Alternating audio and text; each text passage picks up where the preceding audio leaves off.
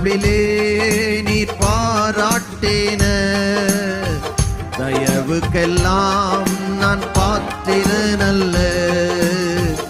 இதுவரையில் நீ தாங்கினதற்கு எவ்வளவும் நான் தகுதியுமில்ல.